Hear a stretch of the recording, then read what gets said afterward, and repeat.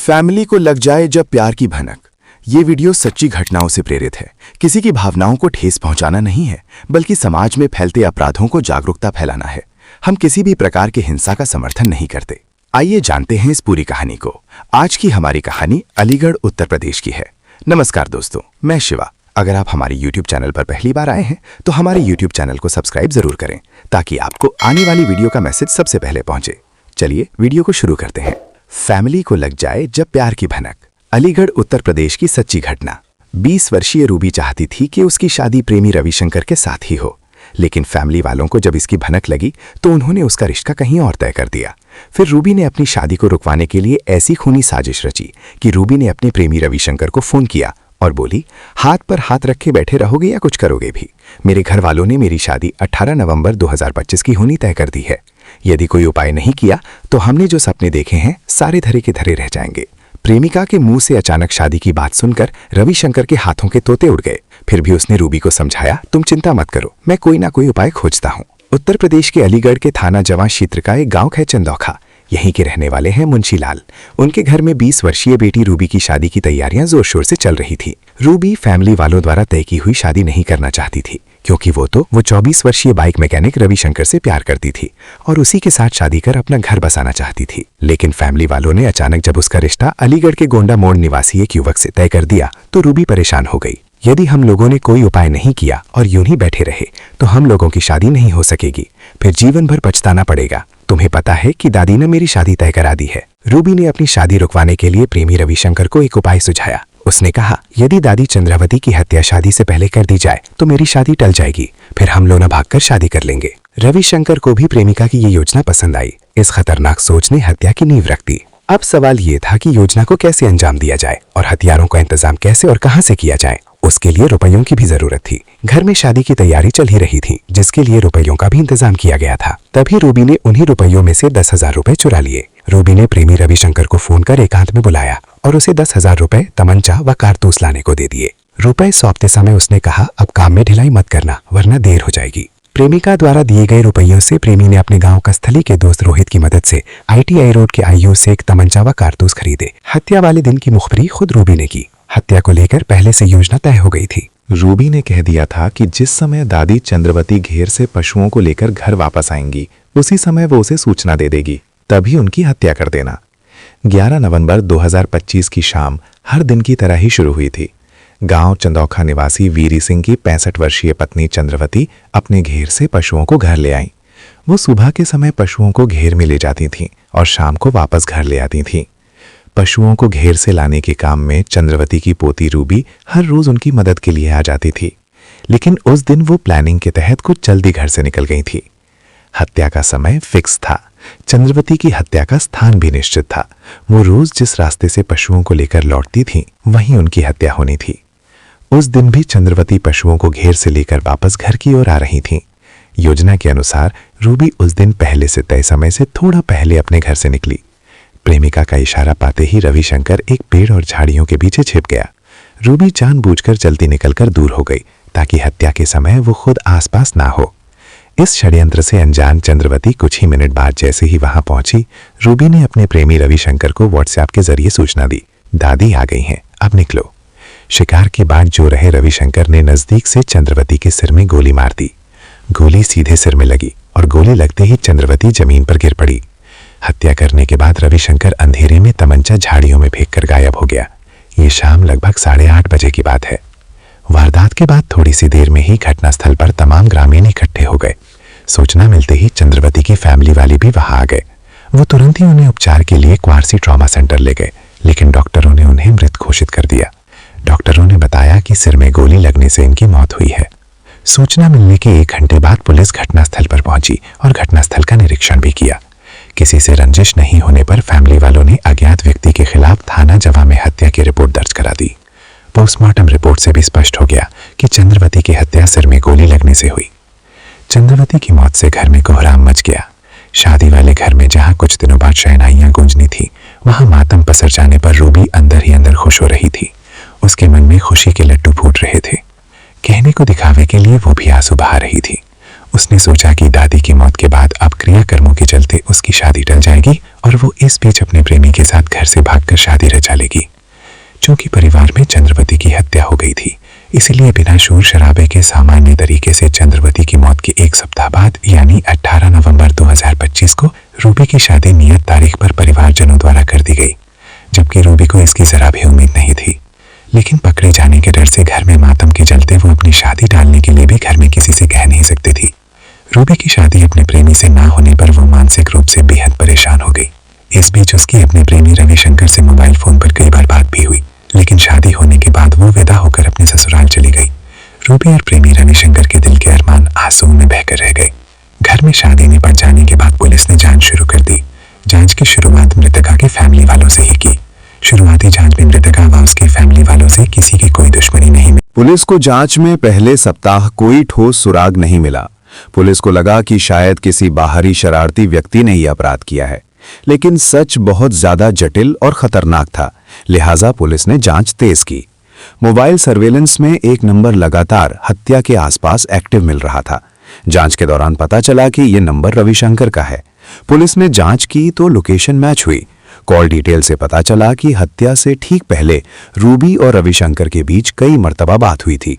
हत्या वाले दिन शाम को दोनों की लोकेशन एक ही दिशा में पाई गई। तब पुलिस का शक गहराया कि जरूर चंद्रवती की हत्या में इन दोनों का कोई हाथ है। तब पुलिस ने बिना देर किए रविशंकर को हिरासत में लिया। पूछताछ में वो टूट गया। उसने अपना जुर्म कबूल कर लिया। इतना ही नहीं, उसने हत्या की पूरी साजिश पुलिस को बताई। इसके बाद रविवार 1 दिसंबर को पुलिस ने रूबी को उसकी ससुराल से बुलाया। वो मेहंदी लगे हाथों चूड़ा पहने ही पहुंची। जब पुलिस ने थाने ले जाकर उससे पूछताछ की तो उसने भी अपना अपराध स्वीकार करते हुए कहा कि हाँ, मैंने ही दादी की हत्या कराई थी ताकि मेरी शादी रुक जाए और मैं अपने प्रेमी से शादी कर सकूं। पूछताछ के बाद उसे भी गिरफ्तार कर लिया गया। इस घटना में सबसे चौंकाने वाला मोड़ तब आया जब दादी चंद्रवती की हत्या के बाद फैमिली वाले सदमे में थे। किसी को अंदेशा भी नहीं था कि इस घटना के पीछे रूबी और उसके प्रेमी रविशंकर का हाथ है। घर वालों ने सोचा था कि मौत हो गई है, लेकिन रिश्ता अचानक तोड़ना ठीक नहीं होगा और उन्होंने रूबी की शादी 18 नवंबर को नियत तारीख पर कर दी। शादी इतनी जल्दी होने से रूबी भी बेबस थी। वो रविशंकर से संपर्क करने की कोशिश करती रही, लेकिन स्थिति उसके हाथ से निकल चुकी थी। इस दिल दहला देने वाली वारदात का पर्दाफाश पुलिस जांच, मोबाइल सर्वेलेंस, व्हाट्सएप चैट्स, मुखबिरी, हत्या की मिनट दर मिनट प्लानिंग और दोनों आरोपियों रूबी और रविशंकर से हुई पूछताछ के बाद हुआ। बाइक मैकेनिक रविशंकर गांव कस्तली का रहने वाला था। वो चंदौखा मोड़ पर पिछले 6 साल से बाइक मरम्मत की दुकान चलाता था। उसकी दुकान के पीछे मुंशीलाल का परिवार रहता था। मुंशीलाल की बेटी रूबी जवानी की दहलीज पर कदम रख चुकी थी। रूबी चुपके रविशंकर को देखा करती थी, लेकिन उसकी ये चोरी ज्यादा दिनों तक छिपी नहीं रह सकी। एक दिन रविशंकर और रूबी की नजरें टकरा गई। दोनों अपलग एक दूसरे को निहारते रहे। अब तो उनका रोज का सिलसिला बन गया। यहीं दोनों की मुलाकातें शुरू हुई और फिर धीरे धीरे रिश्ता प्रेम में बदल गया। कहते हैं कि इश्क और मुश्क छिपाए नहीं छिपते हैं। रूबी और रविशंकर के साथ भी यही हुआ। रूबी के पापा मुंशीलाल की चाची चंद्रवती, जो रूबी की दादी लगती थी, वो दोनों के अफेयर का पता चल गया। प्रेम प्रसंग का पता चलने के बाद दादी चंद्रवती ने रूबी से कुछ नहीं कहा, लेकिन वो पोती रूबी पर लगातार निगरानी रखने लगी, जिससे अब दोनों के मिलने जुलने में भी बाधा पड़ने लगी। इस बीच दादी ने परिवार पर दबाव डालकर रूबी का रिश्ता गोंडा मोड़ अलीगढ़ के एक युवक से तय करा दिया। रूबी के लिए रिश्ता मंजूर करना आसान नहीं था। वो किसी भी कीमत पर प्रेमी रविशंकर से अलग नहीं होना चाहती थी। गांव चंदौखा में इस हत्याकांड से दहशत का माहौल है। लोगों का कहना है कि ऐसी घटना हमारे गांव में आज तक कभी नहीं हुई। घर की बेटी इतनी क्रूर हो सकती है, किसी ने कल्पना तक नहीं की। दादी चंद्रवती का हमेशा पोती से स्नेह भरा रिश्ता था। दादी ने जब रूबी को अपने प्रेमी के साथ गलत राह की तरफ जाते देखा तो घर की इज्जत पर कोई दाग ना आए, यही सोचकर उसने आनन फानन में फैमिली वालों से कहकर रूबी का रिश्ता तय करा दिया था। दादी अपनी पोती की शादी की तैयारियों में जुटी थीं, मगर रूबी को यह नागवार गुजरी और दादी के खून से प्रेमी रविशंकर के साथ अपने हाथ भी रंग लिए। घटना के 20 दिन बाद जब पुलिस ने केस का खुलासा किया तो ये सिर्फ एक हत्या का केस नहीं रहा, बल्कि इंसानी रिश्तों के टूटते मूल्य, विकृत प्रेम और घर के भीतर चल रहे गहरे षड्यंत्र की भयावह दास्तां बनकर सामने आया। जो सच सामने आया उसने परिवार, गांव और पुलिस सभी को हैरान कर दिया। हत्या किसी बाहरी दुश्मन ने नहीं, बल्कि उसी घर की पोती रूबी ने अपने प्रेमी रविशंकर के साथ मिलकर एक साजिश के तहत कराई थी, जिसकी एक ही वजह थी किसी तरह अपनी शादी टलवाना, ताकि वो प्रेमी के साथ भागकर शादी कर सके। सीओ तृतीय सर्वम सिंह ने इस सनसनीखेज हत्याकांड का पर्दाफाश एक प्रेस वार्ता में करते हुए रूबी और रविशंकर की प्रेम कहानी उजागर कर दी। शादी को रोकने के लिए हत्या जैसा जघन्य अपराध ये समाज के लिए चेतावनी है। ये सिर्फ एक हत्या की कहानी नहीं है, ये एक सामाजिक चेतावनी है। प्रेम में अंधापन, परिवार से डर, जल्दबाजी, गलत सलाह और अपराध की आसान राह, ये सब मिलकर एक पूरी पीढ़ी को गलत दिशा की ओर ले जा रहे हैं।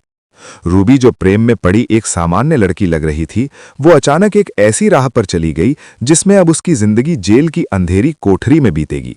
इस तरह की घटनाएं परिवार, गांव और समाज सभी के लिए एक झटका है। आज की हमारी दूसरी कहानी राजस्थान की सच्ची। चलिए वीडियो को शुरू करते हैं। हत्यारा प्रेमी आशिक क्यों बना कातिल। नागौर, राजस्थान की सच्ची घटना। राजस्थान के जिला नागौर में एक कस्बा है, मेड़ता सिटी। इसी कस्बे में कभी मीराबाई जन्मी थीं। मीरा का मंदिर भी यहां बना हुआ है। मेड़ता सिटी की गांधी कॉलोनी में दीपक उर्फ दीपू रहता था। दीपक के पिता बंशीलाल डिस्कॉम कंपनी में नौकरी करते थे। उनकी पोस्टिंग सातलावास जीएसएस पर थी। पिता की सरकारी नौकरी होने की वजह से घर में किसी तरह का अभाव नहीं था, जिससे दीपक भी खूब बंठन कर रहता था। मेड़ता सिटी में नायकों की ढाणी की रहने वाली इंदिरा नाम की युवती से उसे प्यार हो गया था। दीपक चाहता था कि वो अपनी प्रेमिका पर दिल खोलकर पैसे खर्च करे, पर उसे घर से जेब खर्च के जो पैसे मिलते थे उससे उसका ही खर्चा बड़ी मुश्किल से चल पाता था। चाहकर भी वो प्रेमिका इंदिरा को उसकी पसंद का सामान नहीं दिलवा पाता था। तब दीपक ने अपनी पढ़ाई बीच में ही छोड़ दी और वो पिता के साथ डिस्कॉम में ही काम करने लगा। वहां काम करने से उसे अच्छी आय होने लगी। अपनी कमाई के दम पर वो इंदिरा को अपनी मोटरसाइकिल पर घुमाता फिराता। अपनी कमाई का अधिकांश भाग वो प्रेमिका इंदिरा पर ही खर्च करने लगा। इंदिरा एक विधवा युवती थी। दरअसल इंदिरा की शादी करीब 3 साल पहले बीकानेर में हुई थी, पर शादी के कुछ दिन बाद ही उसके पति की अचानक मौत हो गई। पति की मौत का उसे बड़ा सदमा लगा। ऊपर से ससुराल वाले उसे ताने देने लगे कि वो डायन है। घर में आते ही उसने पति को डस लिया। ससुराल में दिए जाने वाले तानों से वो और ज्यादा दुखी हो गई और फिर एक दिन अपने मायके आ गई। मायके में रहकर वो पति की यादों को भुलाने की कोशिश करने लगी। धीरे धीरे उसका जीवन सामान्य होता गया। वो बाजार आदि भी आने जाने लगी। उसी दौरान उसकी मुलाकात दीपक उर्फ दीपू से हुई। बाद उनकी फोन पर भी बात होने लगी। बातों मुलाकातों से बात आगे बढ़ते हुए प्यार तक पहुंच गई। इसके बाद तो वो दीपक के साथ मोटरसाइकिल पर घूमने फिरने लगी। ये काम इंदिरा के घरवालों को पता नहीं थी। उन्हें तो इस बात की चिंता होने लगी कि विधवा होने के कारण बेटी का पहाड़ सा जीवन कैसे कटेगा। वो उसके लिए लड़का तलाशने लगे। आसोप कस्बे में एक रिश्तेदार के माध्यम से पंचाराम नाम के युवक से शादी की बात बन गई। फिर नाता प्रथा के तहत इंदिरा की पंचाराम से शादी कर दी। ये करीब 8 माह पहले की बात है। दूसरी शादी के बाद इंदिरा ससुराल चली गई तो दीपक बुझा सा रहने लगा। उसके बिना उसका मन नहीं लग रहा था। वो कभी कभी इंदिरा से फोन पर बात कर लेता था। कुछ दिनों बाद इंदिरा आसोप से मायके आई तो वो दीपक से पहले की तरह मिलने लगी।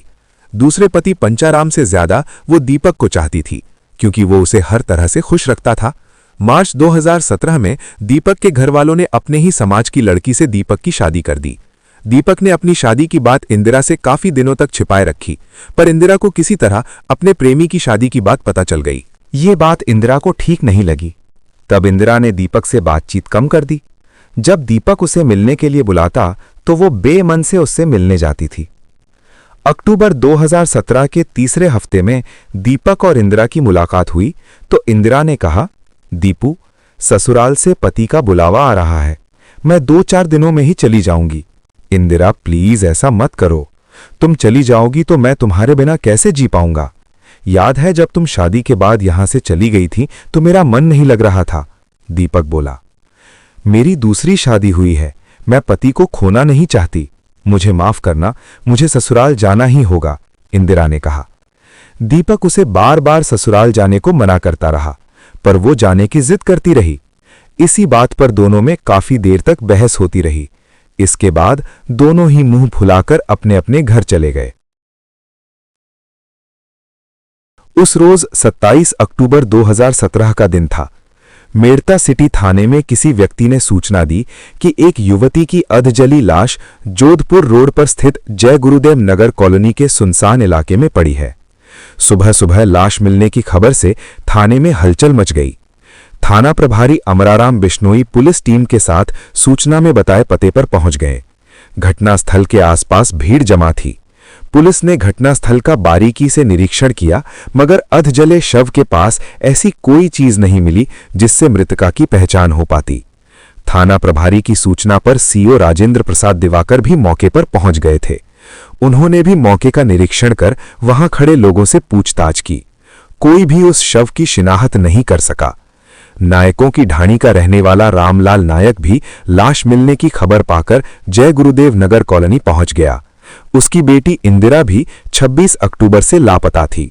झुलसी हुई लाश को वो भी नहीं पहचान सका। लाश की शिनाख्त न होने पर पुलिस ने जरूरी कार्रवाई कर लाश पोस्टमार्टम के लिए भेज दी।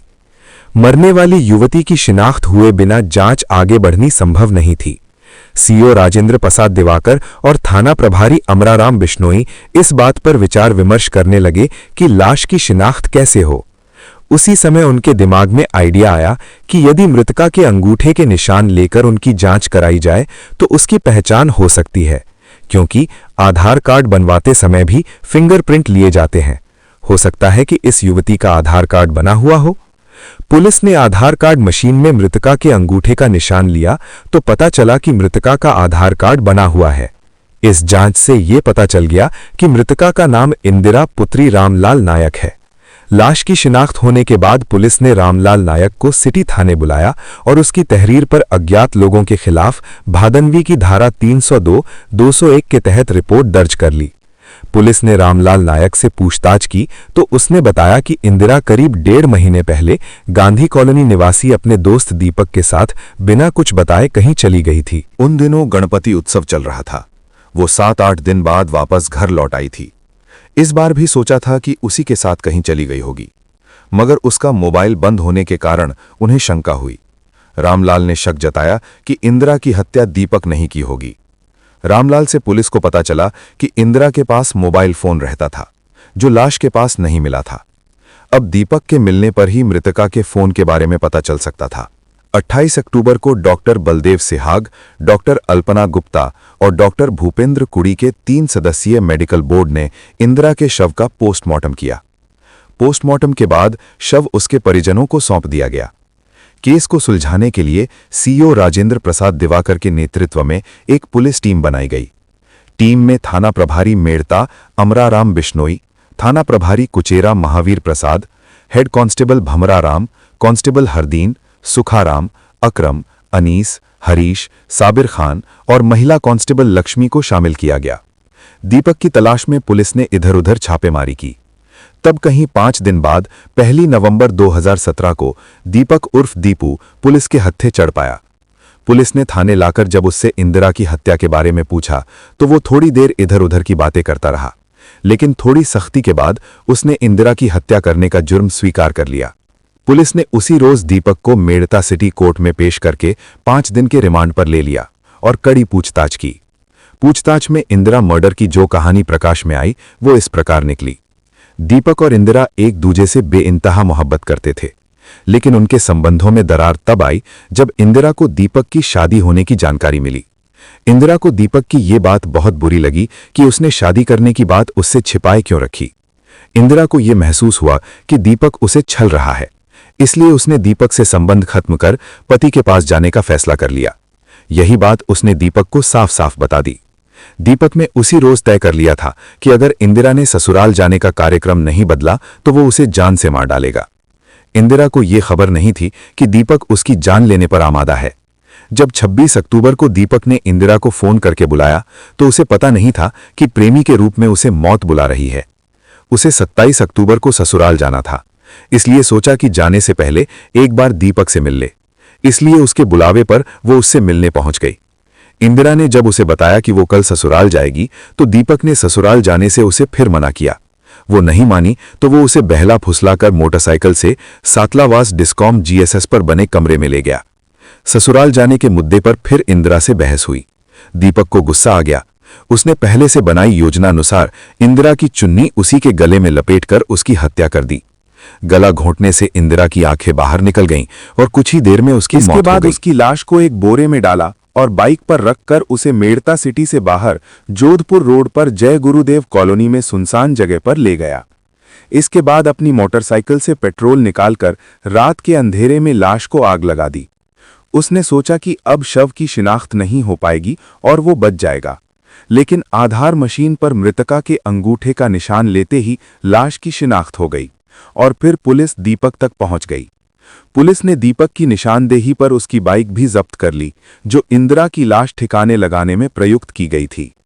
पूछताछ पूरी होने पर दीपक उर्फ दीपू को 5 नवंबर 2017 को पुनः कोर्ट में पेश किया, जहां से उसे न्यायिक हिरासत में भेज दिया गया।